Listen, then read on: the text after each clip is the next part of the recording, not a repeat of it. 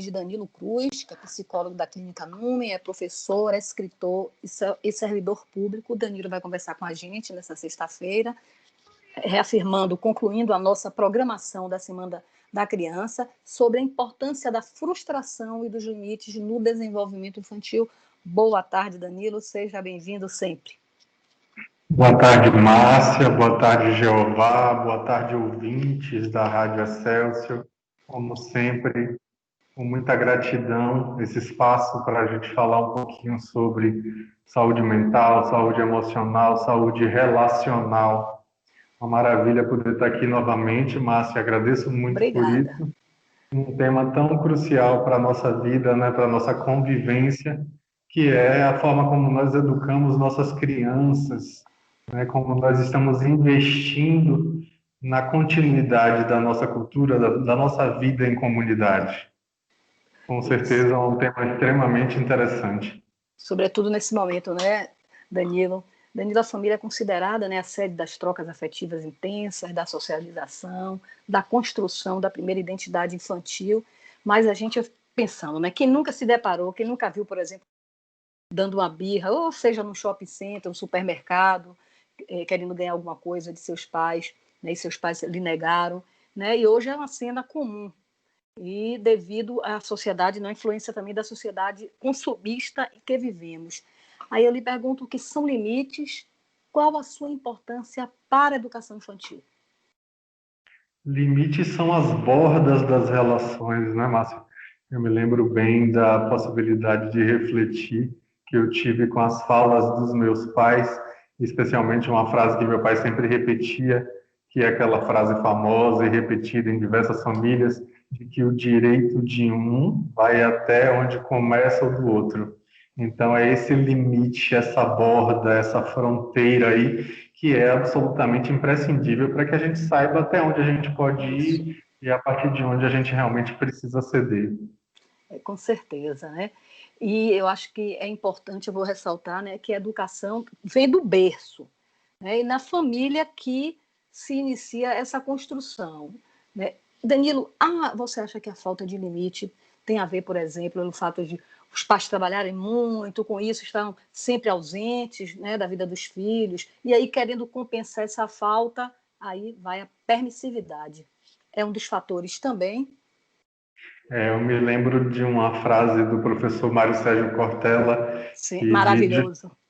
que muita gente entrega os pontos quando o assunto é a disciplina, né? Infelizmente, muitos pais têm dificuldade em colocar um não, em impor limites, porque muitas vezes eles próprios tiveram uma relação ruim com relação ao tema autoridade na sua história pessoal.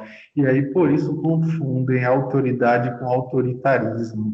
Sim. Muitas vezes a gente não sabe diferenciar, mas é importantíssimo a gente fazer essa diferenciação para que a gente não coma mosca, porque muitas vezes a gente come mosca justamente porque acha que a autoridade é uma coisa negativa, porque confunde com autoritarismo. Enquanto que a autoridade é você dar liberdade, mas com limites, o autoritarismo tem uma afeição diferente, né? Ele passa para uma perspectiva de opressão, uma perspectiva de falta de oportunidade de escolha, né? Isso. Então, Pelo medo, né? isso, né? Aí acontece o quê? Os pais, às vezes, com receio de impor limites aos filhos, porque acham que ficam com medo, né, de que isso possa vir a prejudicá-los, sufocar a personalidade deles, tolher a criatividade deles, ou então até criar traumas para o futuro. Eles acabam tendo essa dificuldade, só que é preciso que aquela criança ou aquele adolescente receba limites, até porque quando adulto, ele não vai saber até onde ele pode ir e não vai conseguir assumir a própria vida. Então, é absolutamente imprescindível que a gente perceba a necessidade de ter autoridade sem autoritarismo, que é um grande desafio.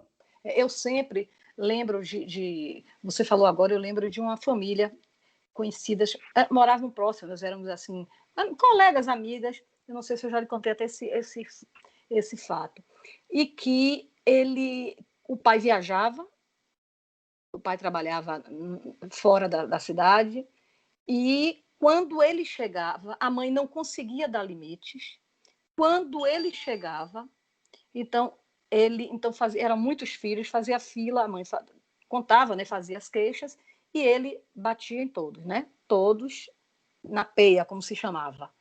Quando ele viajava, e isso não gerava medo naquele momento, mas quando ele viajava, cadê o limite? Não tem. Não Aí, funcionava.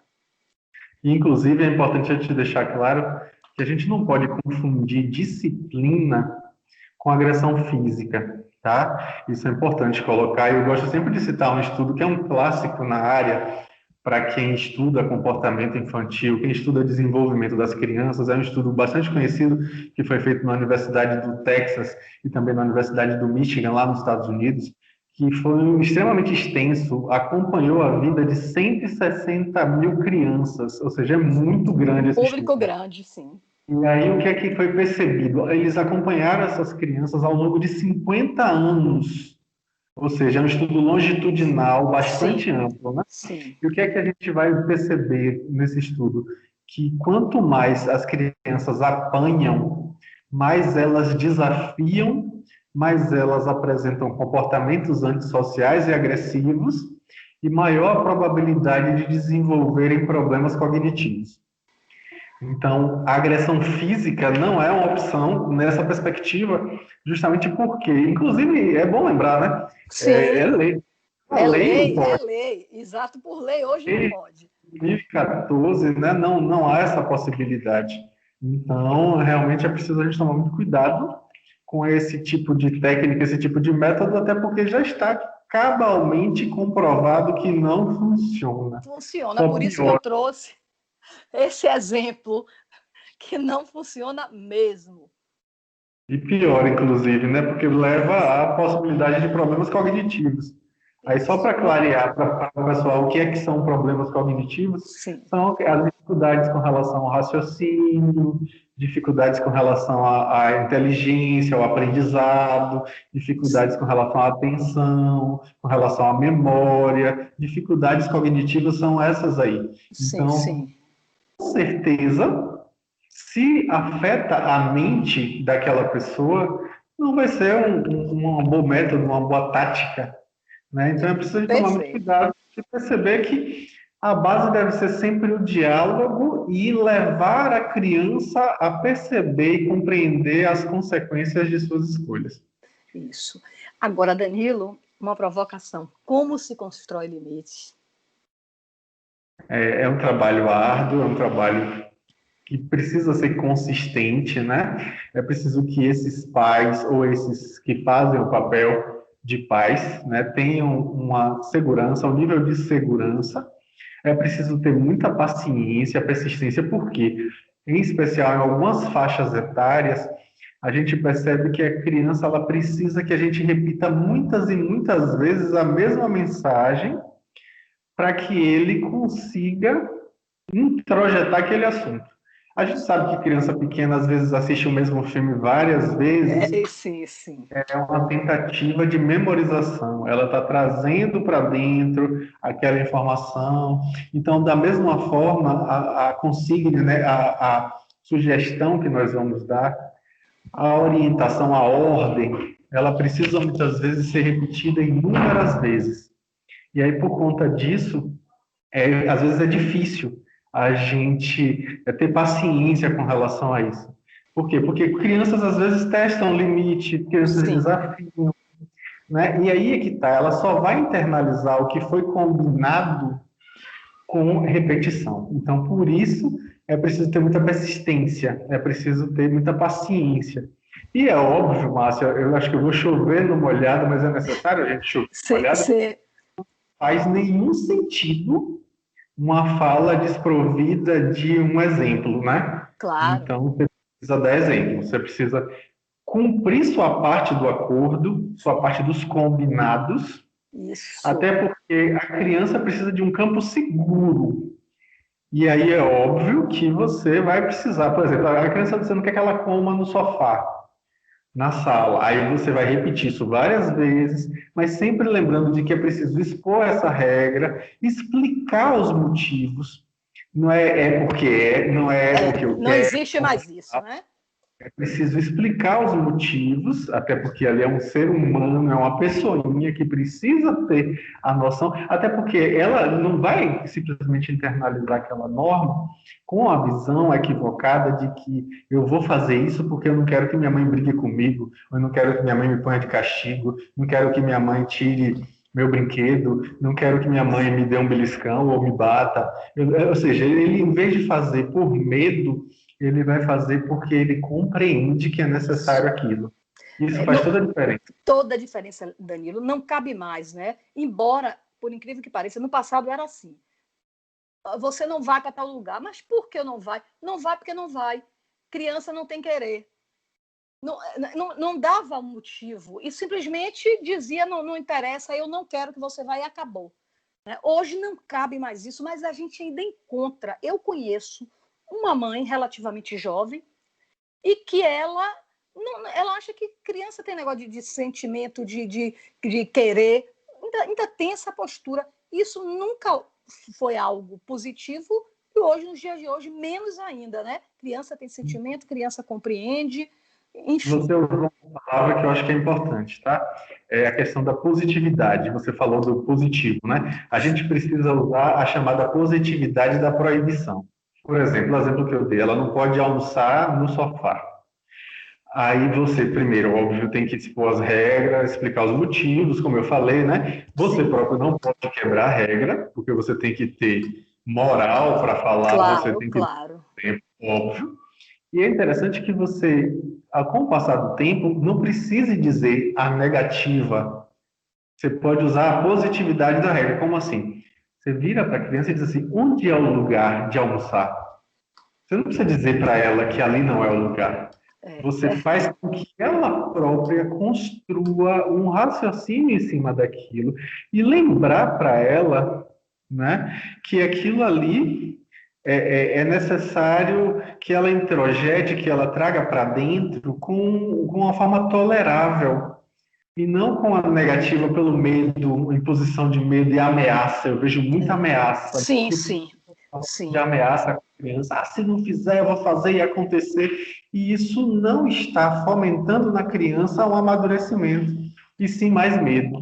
Eu vou fazer até, exatamente, eu vou fazer até um comentário, e gostaria até que, eu vou contar uma historinha, eu sempre com as histórias, mas eu gosto, né? Como você diz, exemplificar é importante, e você vai comentar.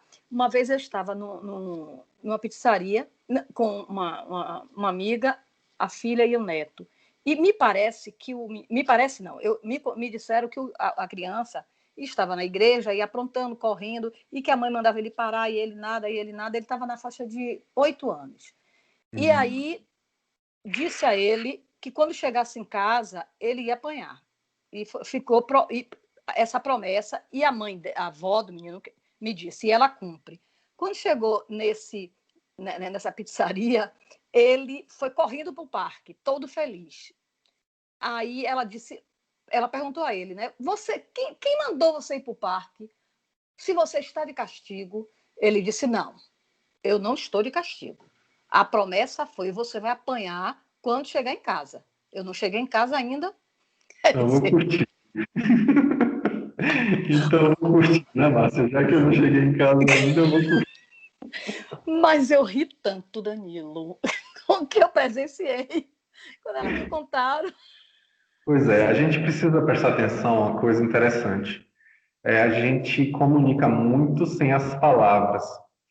É interessante a gente lembrar disso, que mais de 60% da comunicação, em especial com as crianças, é feita pela comunicação chamada não verbal, ou seja, o tom de voz, a expressão facial, a postura física, tudo isso comunica alguma coisa. Então, quando a gente tem em vista que a gente comunica dessa forma, a gente vai aos poucos aprendendo a usar essa linguagem sem necessariamente usar palavras. Às vezes, a gente quer, por exemplo, impor limite, e aí levanta a voz. E aí eu gosto daquela frase famosa de Desmond Tutu, quando ele diz para não levantar a voz e sim melhorar seus argumentos. Isso, Então, perfeito. aí a gente precisa aprender a melhorar os argumentos, a saber usar a colocação. Sim, E isso vai passar segurança. E isso é autoridade, não autoritarismo. Sim. Né? E, obviamente, que para construir esse tipo de relação, Márcia, a gente precisa investir em uma coisa que está sendo cada vez mais escassa, que é tempo junto. A gente Sim. está com os corpos juntos, próximos uns dos outros, mas cada um Isso. com um aparelho tecnológico na mão Isso, no seu universo e particular. completamente distantes uns dos outros. Então é preciso ter tempo junto, momento diário, momento de carinho, né, diálogo. E é importante também a gente lembrar que a falta de um pai ou de uma mãe pode ter muitos efeitos desastrosos, tanto em curto, médio e longo prazo. Então, por isso é tão importante que a gente tenha a possibilidade de refletir a respeito disso. E aí a gente, quando está junto, a gente vai poder perceber que o adulto ele consegue explicar o que se espera dela e por que certas ações não podem ser toleradas. Sim. E aí, obviamente, que a valorização dessa presença, de estar junto, isso tudo vai fazer muita diferença. Muita diferença. Concordo Né? com você. Concordo com você. E, assim, a criança que recebe limite, né, a gente sabe que ela se sente amada, segura, e aprende, né, que falamos porque é preciso respeitar o direito do espaço do outro. Não dar limites, Danilo, também não pode ser considerado uma forma de rejeição. Com certeza, é uma forma de rejeição, né? Porque é um tipo de negligência, é um momento de omissão em que você simplesmente deixa as coisas andarem sem qualquer tipo de condução, e aí não pode nem reclamar do que vai ter de consequência depois, né?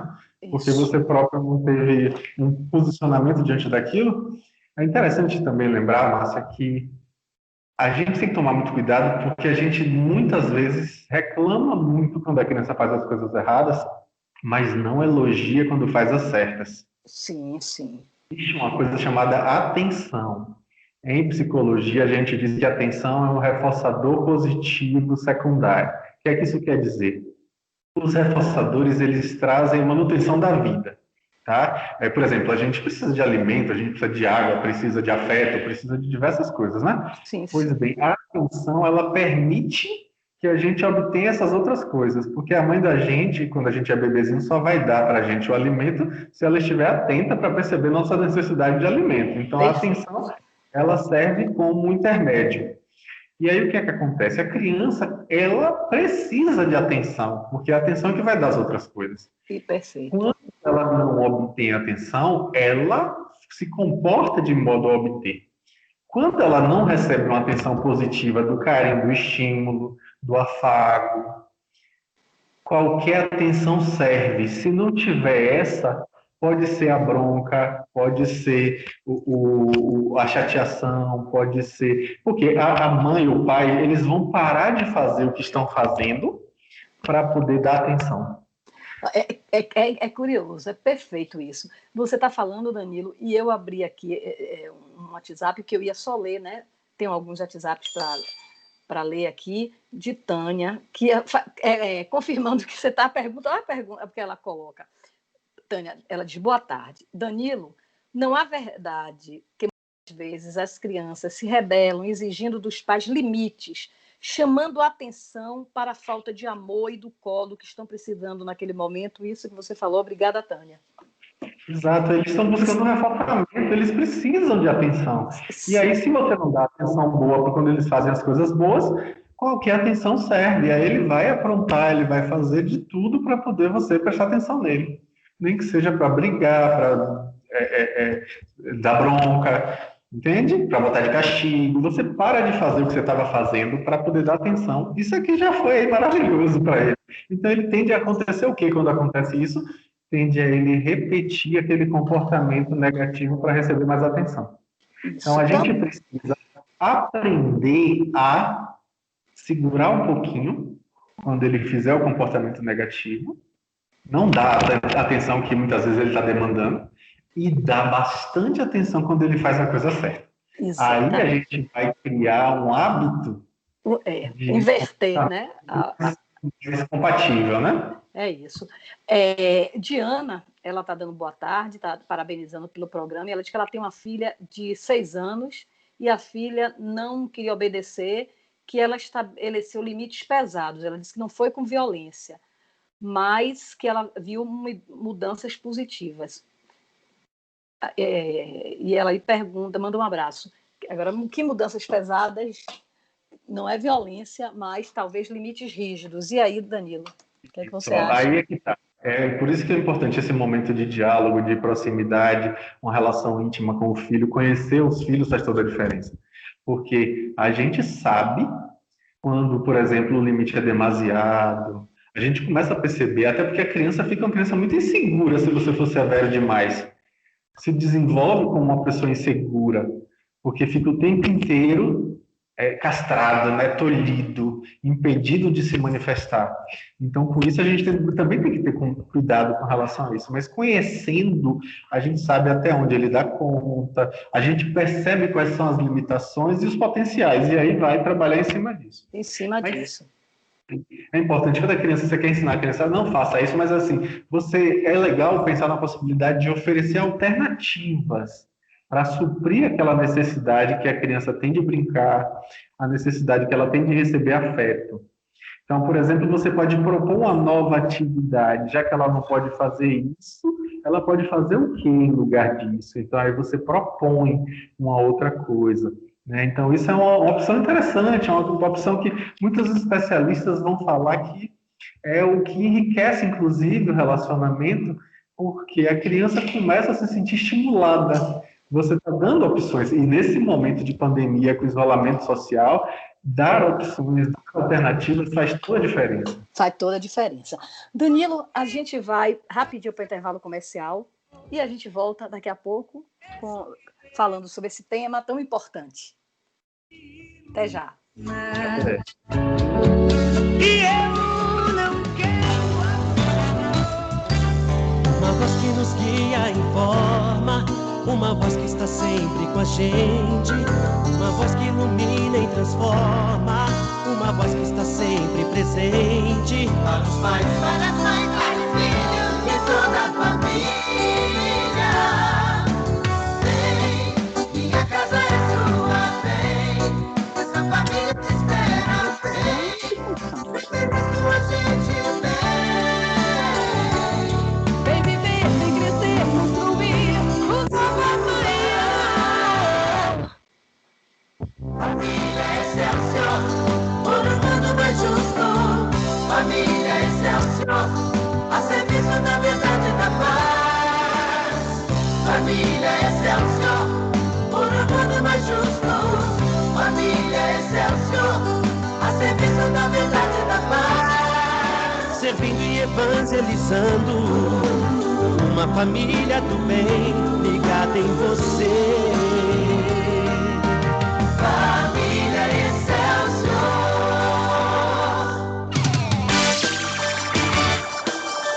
Rede Excelsior. Neto fez o primeiro hospital municipal, criou os multicentros, triplicou a atenção básica à saúde, multiplicou por 10 o número de UPAs. Esse trabalho não pode parar. Fala aí, Bruno. Agora vamos futebol.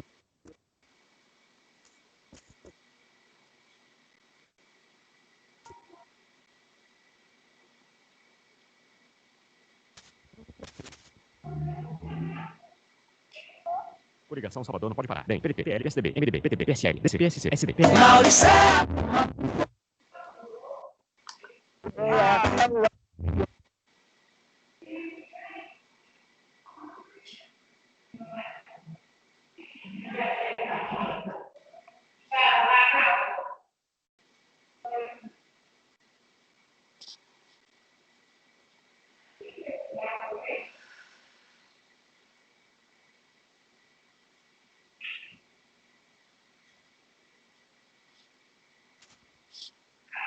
Vivendo e aprendendo. Obrigado, Senhor, por ter criado tudo por amor a nós. Eu te amo, Senhor.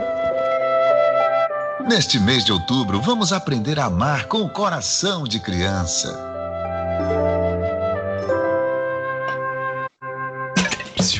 Ei, você, não tá fácil.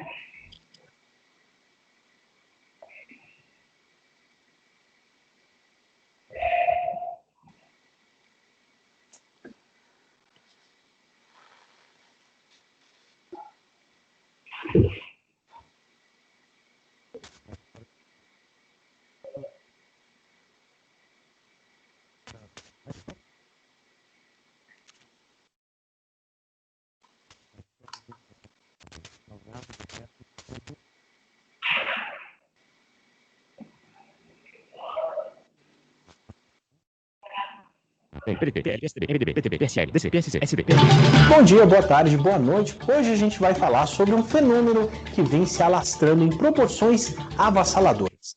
Tudo começa com um simples transmissor.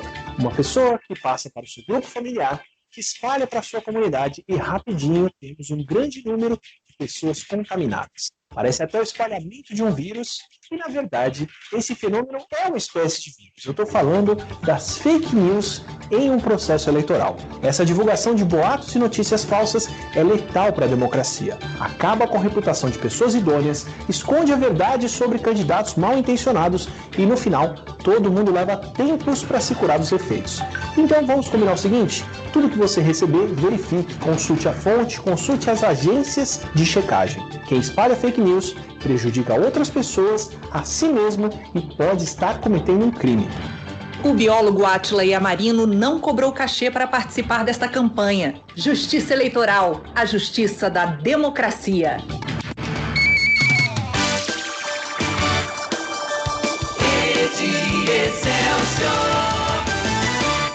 Já é notícia. O aumento do uso do home office durante a pandemia do novo coronavírus rompeu com a resistência que muitas empresas tinham com esse tipo de trabalho. Segundo o estudo do Instituto de Pesquisa Econômica Aplicada, o IPEA, 8.400.000 pessoas no Brasil estavam trabalhando remotamente em julho. A dúvida que fica é se no período pós-pandemia o trabalho...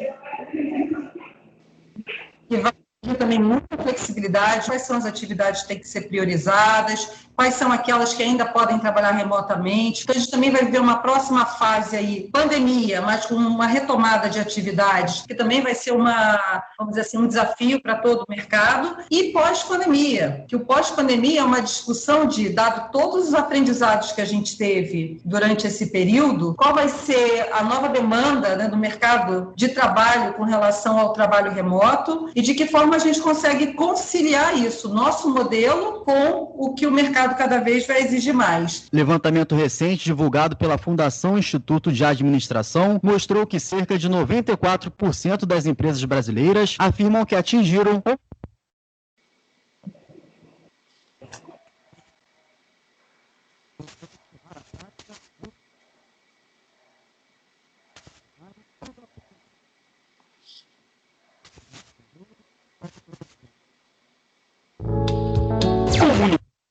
Márcia Mendonça.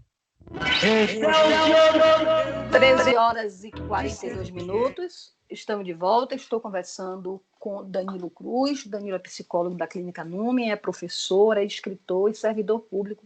Estamos falando sobre a importância da frustração e dos limites no desenvolvimento infantil. Se você quiser participar, o nosso WhatsApp é o 99276-7005 e tenho aqui já vários WhatsApp. Um é de Rosa da Boa Tarde. Ela pergunta: Danilo, com a tecnologia presente na rotina das crianças, hoje dar limites é mais difícil para os pais? Principalmente para os pais que não dominam essa tecnologia. Então, hoje, eu sempre falo com os amigos que é um desafio a mais, é primeiro você conhecer a tecnologia, até para que a criança possa se sentir segura e à vontade para poder usar ela, sabendo que você vai ser um referencial para ela. Eu tenho muito receio do fato de que muitos pais deixam livremente a criança usar, instalar aplicativos dos mais variados. Tem umas 2 semanas que aconteceu de minha filha me pedir para instalar um aplicativo. Quando eu fui pesquisar o que era o tal do aplicativo, era um aplicativo que abria, deixava disponível os seus dados para as outras pessoas que tivessem mal intencionadas, buscando informações sobre seu cartão de crédito, etc. Minha nossa, veja, que Imagina, risco. Então, eu que não conhecesse, eu que não fosse pesquisar a respeito, é preciso que a gente tenha muita cautela, porque, obviamente, que isso é um desafio a mais, né? Já é desafiador a gente ter que lidar com essa circunstância, imagine com essa necessidade de atualização constante com relação ao tema da tecnologia. É verdade. Obrigada, Rosa. Tem aqui, deixa eu resumir aqui de Mari. Mari diz que ela tem 3 filhas, é muito feliz. As filhas hoje são casadas, que o pai ficava mais na fazenda e ela criava as filhas com limites, né? E hoje ela vê crianças batendo nos pais, que é muito triste. Ela parabeniza o programa, Mari. A falta de limite vai até esse extremo, né? Lamentavelmente, não é, Danilo? Com certeza, a gente sempre ficando na necessidade de repensar os relacionamentos, as formas como nós nos colocamos nessa nova cultura, que óbvio que as coisas estão sempre se movimentando, sempre mudando, mas é preciso a gente pensar em termos de princípios e valores, que estes sim são circunstâncias que a gente tem que ter raízes mais profundas, né, Márcia? É isso. E hoje, né, Danilo, ainda tem um agravante, né? Que acontece. A gente sabe que em relação às escolas, onde os pais vêm delegando suas responsabilidades, né, como educadores e formadores de caráter de seus filhos, delegando aos professores da escola. E isso também como eu falei, um agravante. É muito sério isso, porque a educação, os valores vêm de casa, né? E ainda pior, que além dessa terceirização, é muito comum a gente ver hoje em dia uma clientelização da relação do aluno com a escola, quando a gente vê pais dizendo assim, não, meu filho tem que passar de ano, eu estou pagando, e aí essa fala faz o quê? Tira a autoridade da escola. Da escola. Fica realmente a criança sem nenhuma referência. Então, é preciso tomar muito cuidado com isso, né? Porque, inclusive, as crianças não aprendem a lidar com as consequências dos seus próprios comportamentos, porque é tirado delas essa possibilidade, né? De aprender com isso. É verdade. E passando agora, né, para o outro tema, que é a frustração, né? Que é o sentimento que uma pessoa experimenta diante da vida, né? Durante a vida, de não conseguir o esperado. Né? E esse sentimento acompanha, né? A gente, como eu digo, em muitos momentos.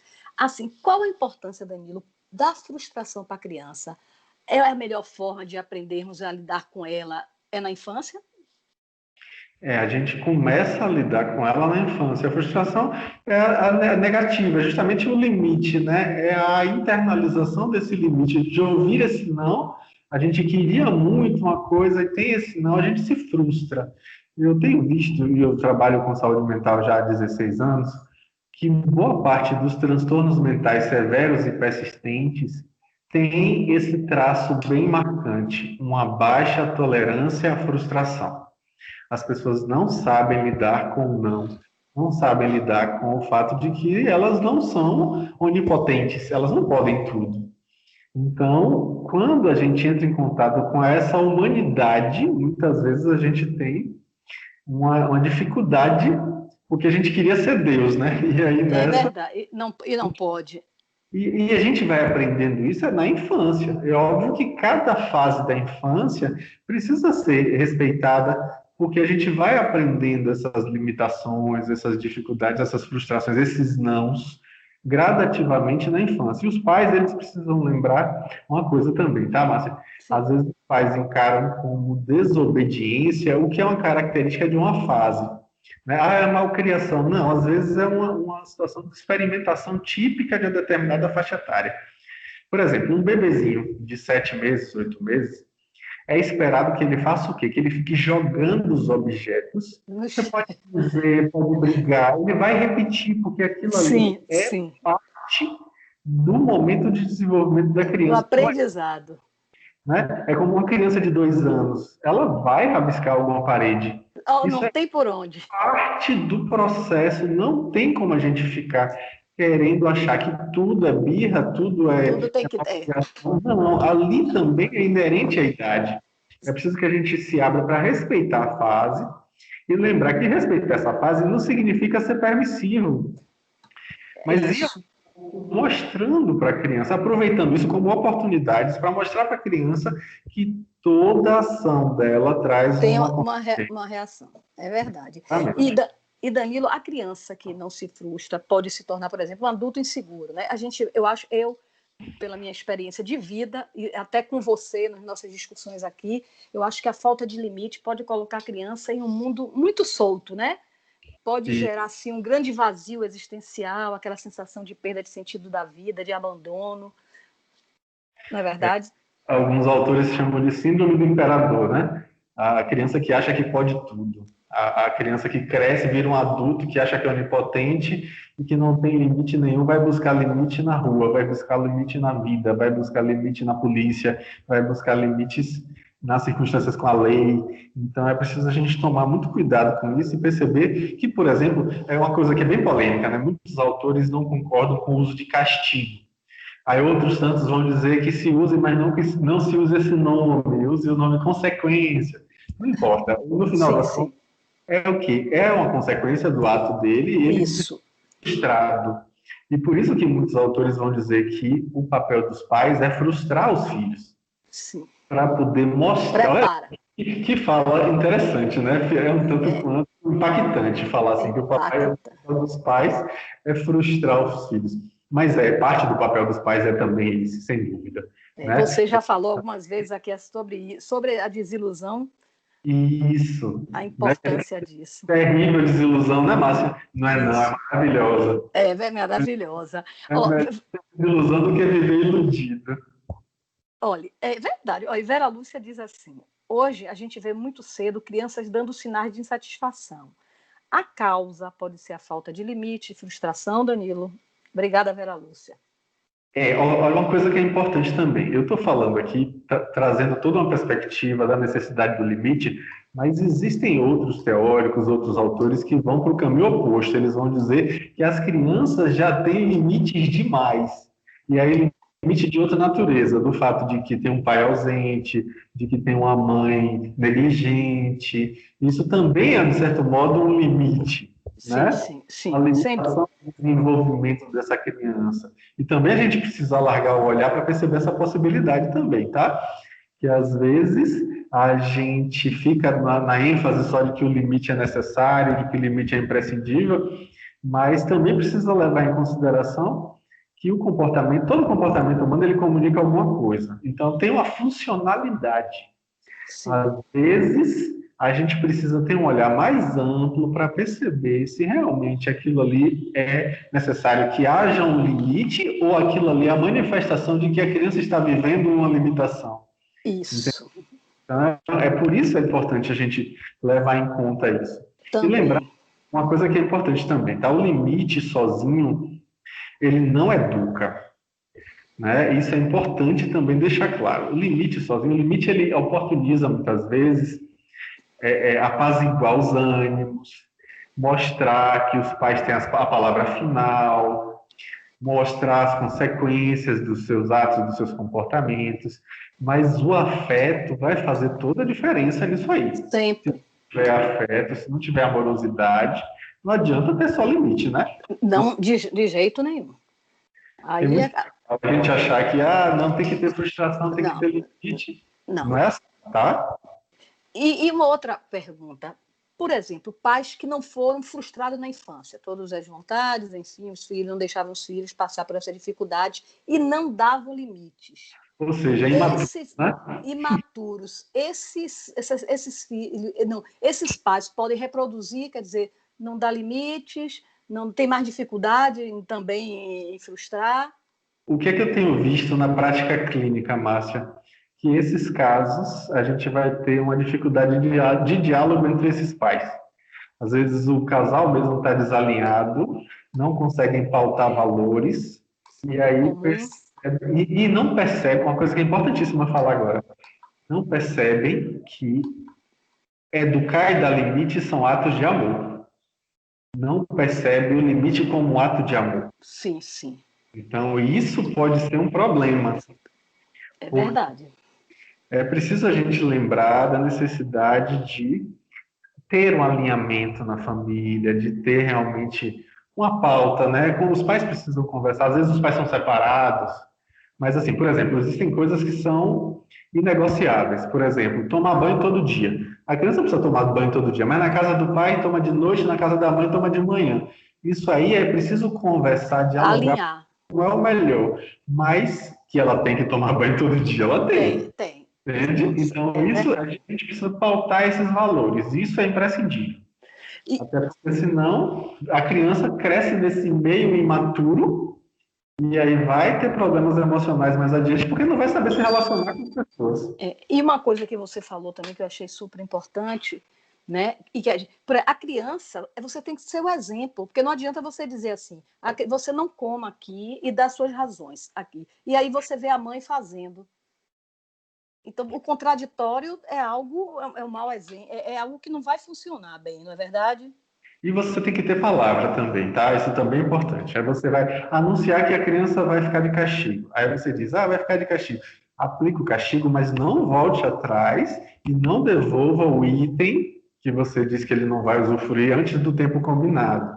Lembrando, é claro, de nunca penalizar durante um castigo as outras pessoas da família. Você não vai para a festa tal. E aí nessa família toda não vai. Ou seja, porque um não pode. Isso também a gente tem que tomar cuidado, né?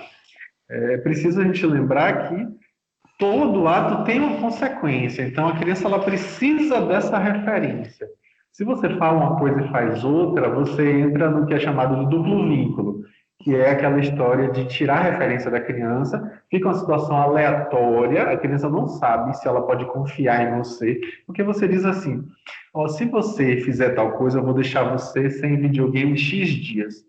E aí a criança vai e faz, você dá um beijinho e diz, meu filho, vá tomar um banho, vá dormir, que depois a gente conversa. E aí nessa não cumpre o que prometeu, isso é péssimo. Porque, como eu disse, tira o chão da criança. Da criança, perfeito. Referência. Então precisa cumprir, ter palavra. Sempre. Ainda fica da ameaça, né, Márcia? A gente exatamente. Se não fizer isso, vai ser tal dia. Aí fica ameaçando muito a criança. Isso acaba sendo um problema sério aí, né? É verdade. Um estudo interessante da Universidade de Yale, nos Estados Unidos, que mostra que 85% dos pais sabotam, olha que fala aí, sabotam a própria tática com relação a isso, de colocar em prática aquilo que cumpriu, o castigo. Aí, como se diz no popular, vai tudo por água abaixo. Exatamente. Toda a construção do limite. Danilo, Eliette está dando boa tarde a minha Jeová, dando boa tarde a você, e ela diz assim, alguns adultos não têm maturidade, quanto menos uma criança. Exato. Então, é preciso que a gente construa essa maturidade. A criança bagunçou o quarto, nada mais justo Obrigada, Eliette. Na colaboração para rearrumar. Se ele desarrumou, que ele arrume. Tá? Então, isso é construção de maturidade. Então, é importantíssimo a gente perceber o que a criança vai aprender que é trabalhoso, é demorado, é cansativo e pós-bagunça. Então, é melhor não fazer bagunça, né? Claro. Ele cresce com isso, ele amadurece. É isso. Danilo, como a gente já está no finalzinho, a gente precisava de mais tempo, mas eu já passei 2 minutos, né? Antes de me despedir, eu quero fazer um comentário que trazendo, vamos dizer, para a realidade atual, né? Que a gente vê cotidianamente as pessoas ignorando, desrespeitando limites impostos pela pandemia, né? Como exemplo do coronavírus. Certamente o limite não foi bem construído na infância e numa cultura de uma sociedade, né? Como um todo. Exato. A gente precisa valorizar as relações e, obviamente, lembrando que relação precisa de empatia. A gente precisa ensinar a criança a se colocar no lugar do outro. Exato. Isso é um ato de amor. Então, isso. E vai crescer um adulto, né? E óbvio que o diálogo é o caminho mais sensato, sempre. Sempre. Também concordo e muito obrigada, Danilo. Mais uma vez. Até a próxima. Eu que agradeço. Até a próxima, Márcia. E espero que na próxima a gente possa falar um tempinho sobre o meu novo livro. Tá? Com certeza. Vamos falar. Mentes Poéticas. Está chegando. Oh, que maravilha. Vamos falar. Parabéns, Danilo. Viu? Vamos falar. E um bom final de semana para você. Gratidão. Grande abraço pessoal da rádio, os ouvintes. Maravilha estar aqui. Agradeço mais uma vez em nome da população por esse espaço. Obrigada. E obrigado aos ouvintes pela audiência, pela paciência. Eu sou Márcia Mendonça. Segunda-feira, se Deus quiser, estarei novamente com vocês para mais um programa Voz das Mulheres. Vem aí o programa Entre Amigos, com Reis Moura, produção de Danilo Alves. Fiquem com Deus, fiquem em paz, se cuidem e até segunda-feira.